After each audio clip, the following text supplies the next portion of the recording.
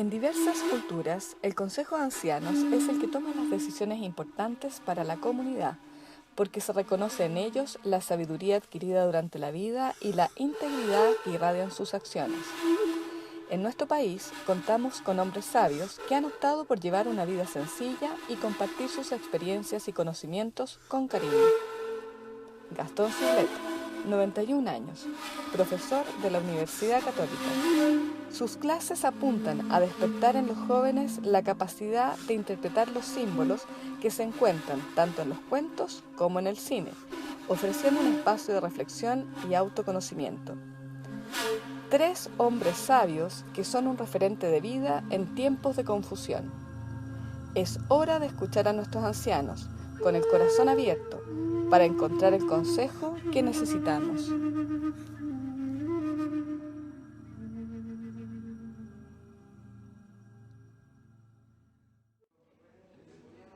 En una clase yo dije, ¿por qué creen ustedes que es importante conocerse a sí mismo?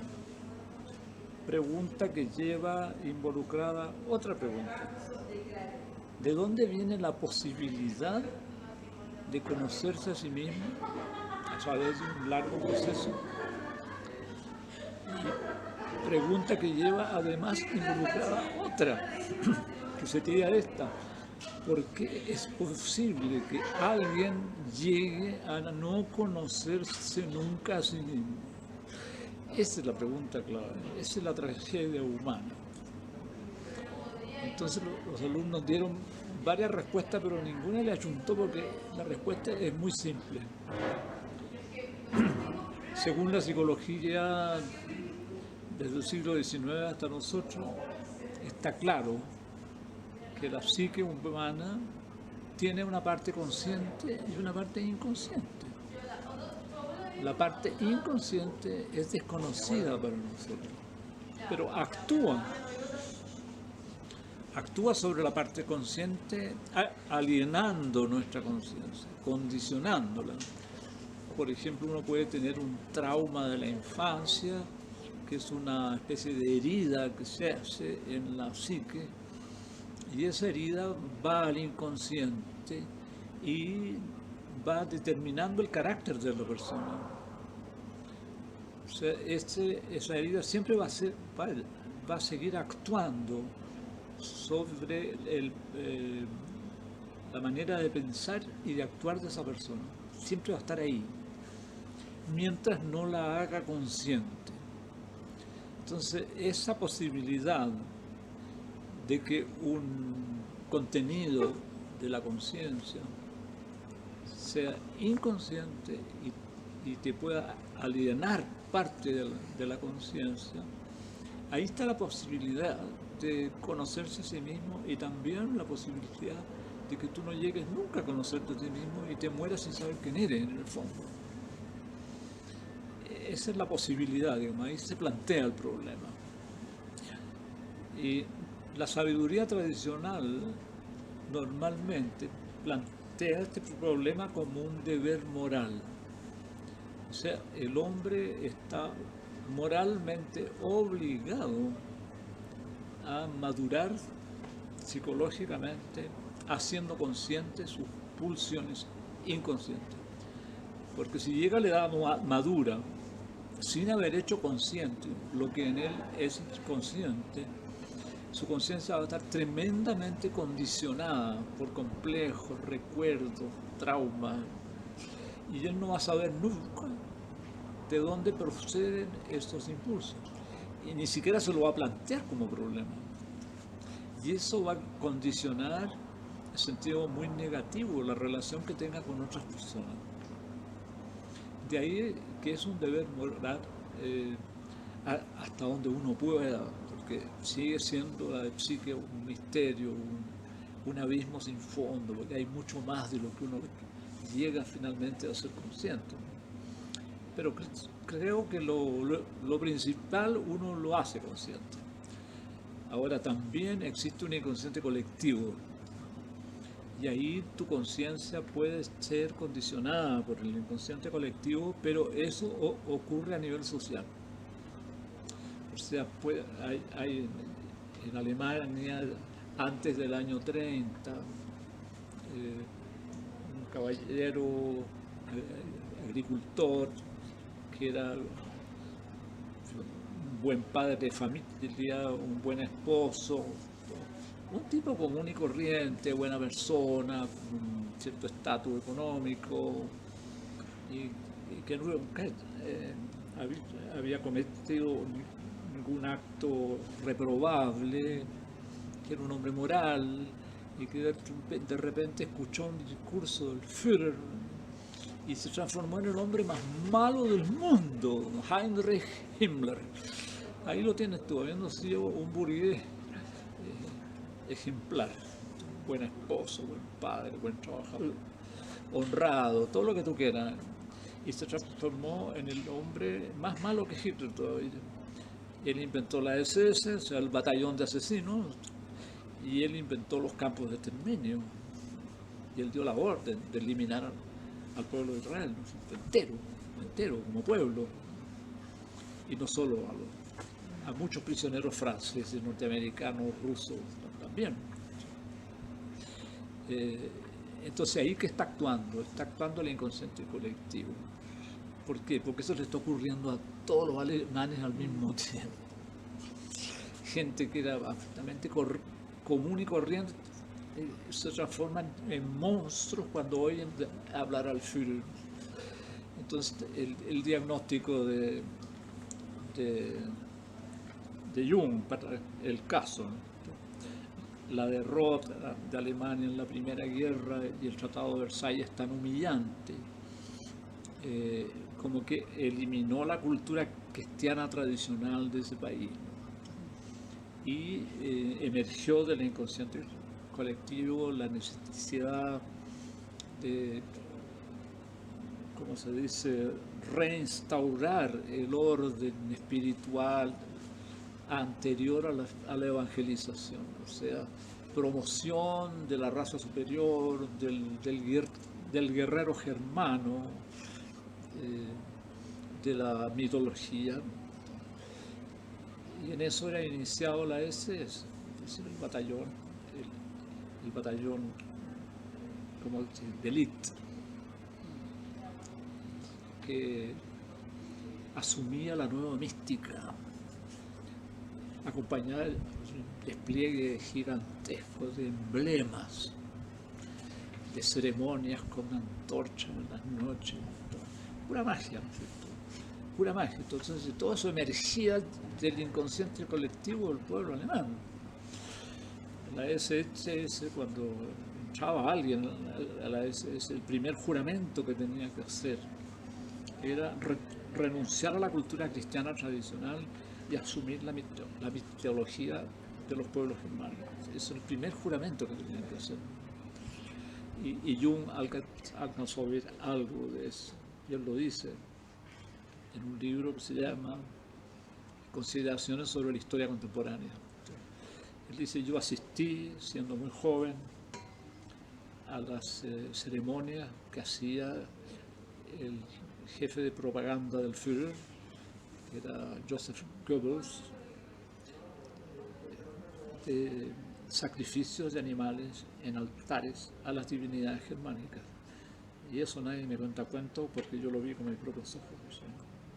O sea, volver al paganismo. Eso que hizo decir después, nosotros mucho tiempo después, a Juan Pablo II, el nazismo es el regreso insolente del paganismo. Y ahí se le llama una ideología neopagana. Pero eso es el inconsciente colectivo que te domina a ti como individuo, pero que al mismo tiempo está dominando a todo el mundo. Eso también es como una invitación a que tú te conozcas a ti mismo también en ese terreno. Esas locuras colectivas que alienan la conciencia de toda una sociedad, ¿no? Hay personas que pueden despertar de ese sueño terrible, ese sueño.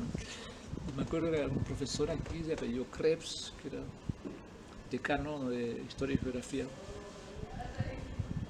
Y él era muy católico.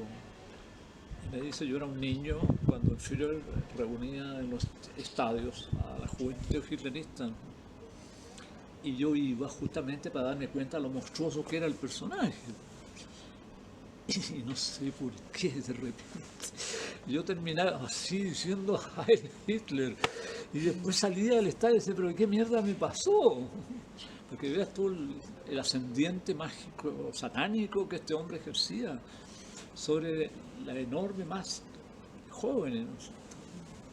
Que podían traicionar a su madre y podían traicionar a su padre por la causa, porque no eran suficientemente adherentes a las directrices del Führer. El Führer era la verdad, era el Mesías. Entonces, el inconsciente individual y el inconsciente colectivo que alienan la conciencia mientras tú no lo hagas consciente. De ahí el deber moral. Respecto a tu pregunta, de que los maestros de la India enfocan el autoconocimiento desde dos puntos de vista. Uno es el que ya hablamos, hacer consciente las pulsiones inconscientes para ir perfeccionando el carácter, a irlo completando. Y la otra es descubrir la propia esencia, que es independiente de todos los contenidos de la mente.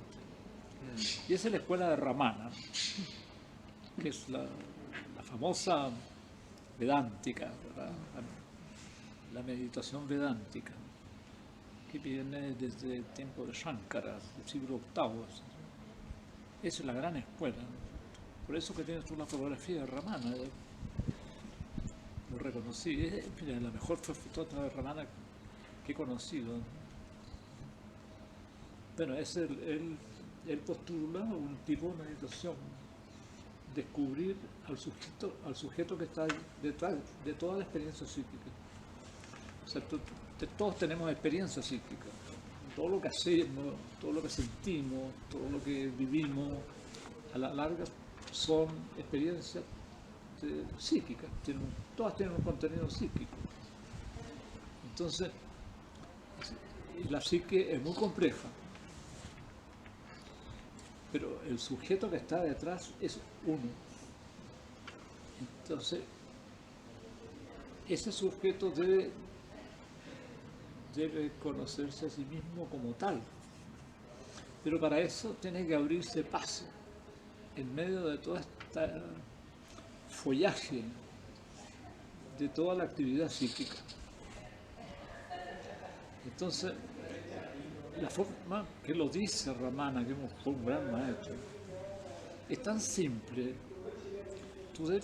Tú debes meditar sobre el sujeto que vive toda la experiencia psíquica, pero sobre el sujeto, no sobre la actividad psíquica. O sea, el pensador, no el pensamiento. El sujeto que siente, pero no el sentimiento. ¿Quién está detrás? ¿Cómo se llama ese? Entonces, ese es tu rostro original. Ese es tu rostro original. Y en eso puedes echar una vida entera. Y solo conocer una pequeña sombra de lo que eres nada. Ahora, según él, según lo que se ha dicho de Ramana, él conoció plenamente su rostro original. El Buda también. Pero sus discípulos se aproximan a esa realidad que está dentro de nosotros y que reside acá, el centro de la yoidad. Entonces tú piensas, tú estás contigo mismo, nada más, pero no con lo que la mente elabora, sino con el sujeto a quien le ocurre eso. Y ese tú no sabes cómo es. O sea, si tú dices, ¿quién soy yo? Tú no puedes responder eso. No sabes quién eres. Entonces, es una forma muy simple que va acompañada con respiración rítmica, por supuesto. Y con una una pequeña concentración, no con presión en esta parte del cuerpo. Eso es todo.